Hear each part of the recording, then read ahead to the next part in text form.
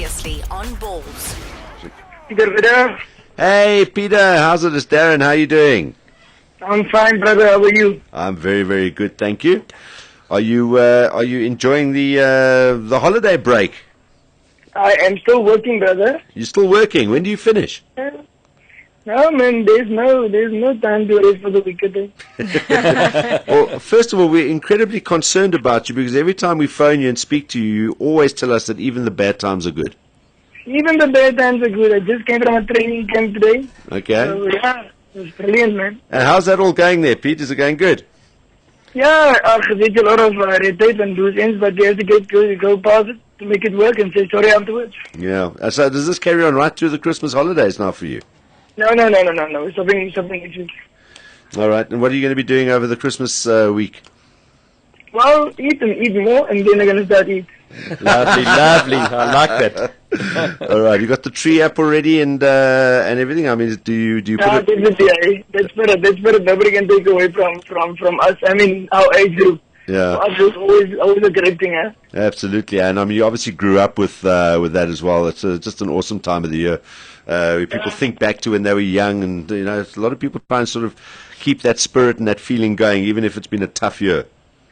No, I'm telling you, you can't break that thing. Eh? Then you take the little things that you take that away from yourself. Eh?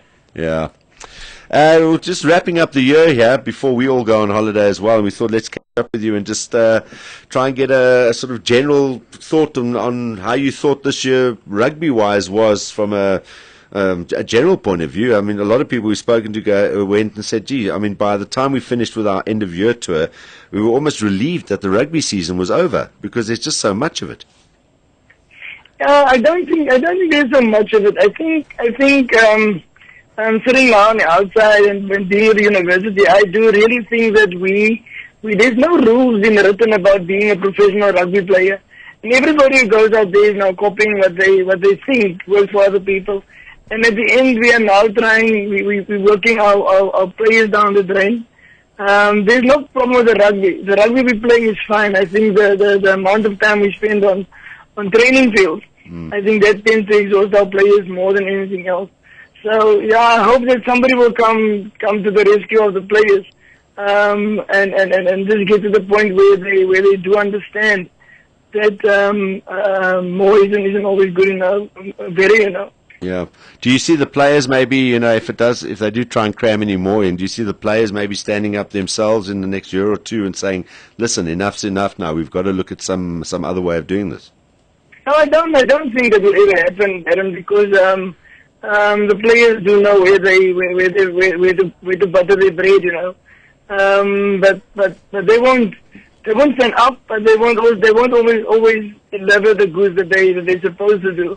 And that is a bad thing for anybody out there, because it's so important for us not to be mediocre, But at this moment we actually breeding mediocrity for the mere fact that we exhaust the players so much. Yeah, definitely a very, very valid point. I mean, that is exactly what's happening. And as I was saying during the year, when we speak to some players, and normally they're very frustrated when they're injured.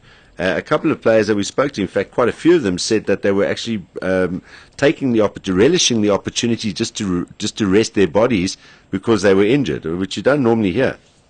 Yeah, and that is hectic, If you hear a thing like that, then I think we're moving to a place where we shouldn't be. If that is the case, it becomes hectic because players will enjoy. I mean, for me, I'm getting up every day. And my work is a holiday for me because I enjoy it so much. If you hear people say things like that, then you must get worried and say to yourself, what are we? Where are we heading? So it's not good to hear things like that. Yeah. Having said all that, Peter, your favorite rugby moment of the year, is there one that sticks out for you? Just looking back on the year. Yeah, I think the one that we had in Joburg, where we actually crashed the Wallabies. I think that is a brilliant moment in our life this year, because we didn't have it easy, and to get a moment like that is always good for the team, for the country, for the spirit out there. I think that is the one thing that we should cherish this year. it made all of us feel actually that we can again, and we draw a lot of energy from it. And anything particular you'd like to see in rugby happening next year? No, that's what I'm saying again. If we can find the great solution, I think it lies in the fact that as I said, more isn't always, less isn't always. More is always good, better. So if we can find to sit down to get some rugby gurus to sit down and work it out and say to yourself, where are we taking this game, and where can we now be leaders for everybody else to follow? I mean, we had the GPS system that we used. They're not using it. The box is not using it anymore. And I know I like them. No, she's worried about it. The fact we're not using it anymore. Those are the things I think we need to go to and say to ourselves, whoa. Let me be now trendsetters. Come, we let the world follow us. And we write a blueprint for professional rugby. I think we exhaust our players more in practicing than we do in playing. All right, well, there we go. Those are Peter de Villiers' thoughts on the year this year and the year next year. Pete, thank you very much for all your time that you've been willing to have a chat with us and give up some of your time. We really appreciate it. God bless to you and your family over the Christmas period. Be safe, enjoy it, and we look forward to catching up with you in the new year. Yeah, it's going to be very difficult to be safe, but I'm going to try. Awesome stuff.